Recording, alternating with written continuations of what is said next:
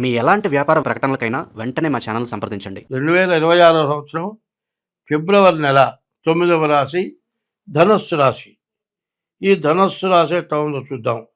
ఈ ధనస్సు రాశికి అర్ధాష్టమ శని. ఈ అర్ధాష్టమ శని ప్రాణకంటకుడు.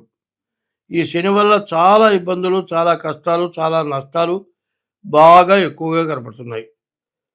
శుక్రుడు, రవి, రాహు బాగున్నారు. శుక్రుడు వల్ల వివాహం కావడానికి అవకాశం ఉంది. తర్వాత ఈ రాశి వాళ్ళకి ఏదైనా ఇంతకుముందు ఆస్తులు అమ్మి డబ్బులు రాక కానీ, ఏదైనా కోర్టు వ్యాజ్యాలుండి అది తెగక కానీ, ఆర్థికంగా బాగా ఇబ్బందులు ఉంటే కానీ, అప్పుల పాలై ఉంటే కానీ, మీకు రాకపోవటం వల్ల కానీ ఈ ఇబ్బందులన్నీ కూడా తీరుతాయి. వివాహం కావడానికి బాగా అవకాశం ఉంది. వివాహం కనుక అయి ఉంటే భార్యాభర్తలకు అనుకూలత ఉంటుంది. వివాహం అయి ఉంటే వెంటనే సంతానం కలగటానికి బాగా అవకాశం ఉంది. అయితే ఈ రాశికి చెప్పాలంటే మరి ముఖ్యంగా ధనస్సు రాశికి వచ్చేప్పటికల్లా మూల 4 పాదాలు, పూర్వాషాఢ 4 పాదాలు, ఉత్తరాషాఢ 1 పాదం, ఈ మొత్తం కలిసి ధనస్సు రాశి. ఈ ధనస్సు రాశికి అర్ధాష్టమ శని. ఈ శని పూర్తిగా ఇబ్బందికరంగా ఉన్నాడు. సప్తమంలో గురువు ఉన్నాడు.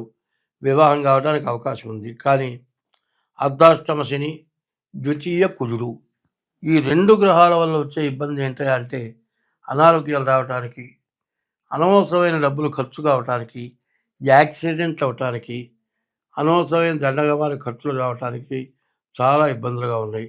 అనవసరమైన ప్రయాణాలు చేయకూడదు. ఏదైనా అనవసరమైన ప్రయాణాలు చేస్తే మాత్రం ఇబ్బంది పడతారు. ఎట్లా ఉంటుందంటే శనిగాడు పట్టాడు అంటాడు. ఎట్లా ఉంటాడంటే ఎవడెవడు వస్తాడు, అయ్యి ఊరికి నేను దూరం ఇంట్లో కూర్చోటం, అట్లా తిరిగి వద్దాంపా అంటాడు.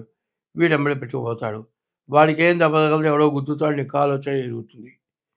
ఇంట్లో కూర్చున్న వాడు పోయి చెయ్యి రగ్గొట్టుకోవడం, కాలు రగ్గొట్టుకోవటం, ఏమిట్లా ఇదే ఇంట్లో పని వాళ్ళు అంటారు, ఇంట్లో వాళ్ళు అంటారు. కాబట్టి ఈ రాశి వాళ్ళు ఏం చేయాలి? తన పని ముఖ్యమైన పనికే వెళ్ళాలి. అనవసరంగా వెళ్ళొద్దు. ఏదైనా యాత్రలకు వెళ్ళొద్దు. అనవసరమైన ప్రయాణాలు చేయొద్దు. ఎవరితోనైనా సరే అవసరం వచ్చినంత వరకే తప్పనిసరి అయితేనే మాట్లాడాలి. ఊరికినే బాతాకారు కొట్టి, ఊరికినే ఎవరినో బలకరించి ఇట్లాంటి పనులు చేయొద్దు.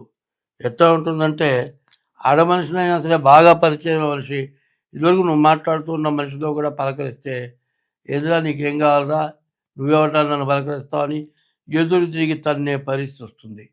మరి ఇదివరకు నీతో మాట్లాడే మనిషి వాళ్ళు ఎందుకు ఇట్లా అయిందంటే నీ గ్రహస్థితి బాగుండకపోతేనే ఇట్లాంటి పరిస్థితులు వస్తాయి. కుజుడు ద్వితీయంలో ఉన్నాడు. అనారోగ్యాలు రావడానికి దోమకాటు వల్ల కానీ, మరి టైఫాయిడ్ కానీ, న్యూమోనియా కానీ, చికున్గున్యా కానీ ఇట్లాంటి జ్వరాలు రావడానికి బాగా ఇబ్బందికరంగా ఉంది. యాక్సిడెంట్ అవటానికి, మరి ఇంట్లో అందరు ఎవరికైనా సరే అనారోగ్యం వల్ల అనవసరమైన డబ్బులు ఖర్చు, ఉన్న డబ్బులు చాలక అప్పులు పాలైపోవటం, ఇట్లాంటి ఇబ్బందులు వస్తాయి.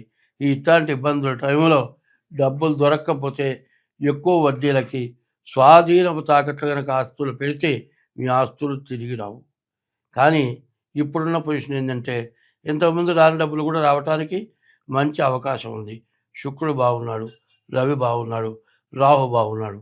అయితే గురువు, కుజుడు, శని, గురువు, కేతువు, ఈ 4 గ్రహాల్లో 3 పాపగ్రహాలైనవి.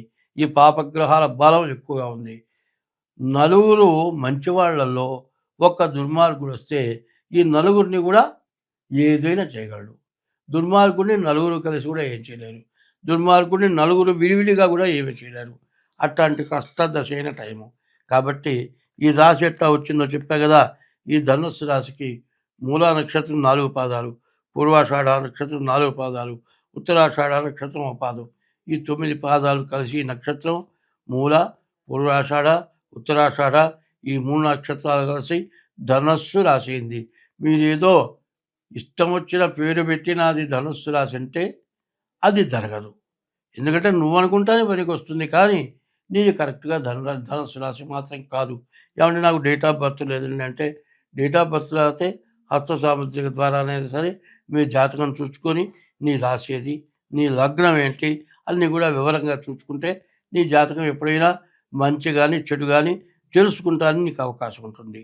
కాబట్టి ఈ రాశివాళ్ళు ప్రత్యేకించి ప్రతిరోజు కూడా శివాలయానికి వెళ్ళి శివుడికి ప్రదక్షిణ చేయాలి, నవగ్రహాలకు ప్రదక్షిణ చేయాలి, శనివారం శనికి అభిషేకం, మంగళవారం కుజుడికి అభిషేకం చేసుకోవాలి. ఇది కాకుండా మీ డేట్ ఆఫ్ బర్త్ తెలిస్తే డేట్ ఆఫ్ బర్త్ ద్వారా కానీ హస్త సాముద్రిక ద్వారా కానీ మీ జాతకం చెప్పించుకోవటం చాలా మంచిది. జాతకం చూస్తే మీకు పూర్తిగా ఏమి చేయాలి, ఎట్లా చేస్తే మీరు ఇబ్బంది పడకుండా ఉంటారు. ఇప్పుడు ఉన్నటువంటి జాతకం ఎట్లా ఉందంటే ఉన్నది పోగొట్టుకునే పరిస్థితి కనపడుతుంది. ఉన్నది పోతే సంపాదించడం చాలా కష్టం. ఎట్లా ఉందంటే ఇప్పుడున్న పరిస్థితుల్లో 40 ఏళ్ల వరకే ఏ వ్యక్తి అయినా సంపాదించగలడు. 40 తర్వాత ఆయుష్ తగ్గిపోతుంది. ఆయుష్ అంటే జీవితం కాదు, ఒంట్లో శక్తి తగ్గిపోతుంది. ఏ పని చేయాలన్నా కష్టంగా ఉంటుంది.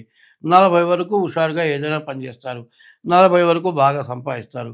40 సంవత్సరాల తర్వాత నువ్వు సంపాదించింది మొత్తం పోగొట్టుకుంటే ఒంట్లో శక్తి తగ్గిపోయిన తర్వాత మళ్ళీ సంపాదించగలవా? సంపాదించలేవు. అట్లాంటి పరిస్థితి రావాలా? అది పోగొట్టుకోవాలా? ఆలోచించుకోవాలి. 40 ఏళ్ళ దాకా సంపాదించింది పోగొట్టుకుంటే జీవితం చాలా వ్యర్థంట. దానికి ఒకటే చెప్పాడు, వయస్సులో పుట్టిన కొడుకన్నా ఉండాలట, వయసులో సంపాదించిన డబ్బన్నా ఉండాలట. రెండిట్లో ఏది లేకపోతే వాడి జీవితం వ్యర్థం అన్నారు. ఇప్పుడు పరిస్థితులు ఆలోచిస్తే వయసులో పుట్టిన బిడ్డ కూడా కొడుకు కూడా నేమి ఉపయోగపడలే. వాడు సంపాదించుకొని వాడు బతకటమే కష్టంగా ఉంది. నిన్ను బతికించడం చాలా కష్టం. కానీ వయసులో సంపాదించిన డబ్బు పోతే చాలా ఇబ్బంది వస్తుంది. కాబట్టి అట్లాంటి పరిస్థితి రాకుండా ఉండాలి అంటే డేట్ ఆఫ్ బర్త్ ద్వారా కానీ హస్త సాముద్రిక ద్వారా కానీ మీ జాతకం చూపించుకోవడం చాలా అవసరం. అట్లా చూపించుకొని తగిన శాంతి చేసుకోవాలి. ఆ దోషం పోతే మీరు నష్టపడకుండా ఉంటారు, సంపాదించుకోగలుగుతారు, మీ జీవితం మొత్తం బాగుపడుతుంది. జీవితంలో పూర్తిగా నష్టపడటానికి, చాలా ఇబ్బంది పడటానికి, చాలా కష్టాలు రావటానికి మళ్ళీ ఎట్లా ఉంటుందంటే ఈ టైంలో ఇక బతకటమే దండగా, ఏదో ఒకటి చేసుకొని చచ్చిపోదాం అన్నంత విపరీతమైన బాధ కలిగే పరిస్థితి కనపడుతుంది. దీని నుంచి మీరు బయటపడాలి అంటే మాత్రం తప్పనిసరిగా మీరు జాగ్రత్త పడాలి. ఎప్పుడైనా సరే చిన్న విషయం ఒకటి చెబుతా. కాలు వెళుతున్నాం, బొట్టన వెదకు దెబ్బ తగిలింది, గోరు లేచిపోయింది, వేలు నిండా మట్టి అయింది, రక్తం కారుతోంది.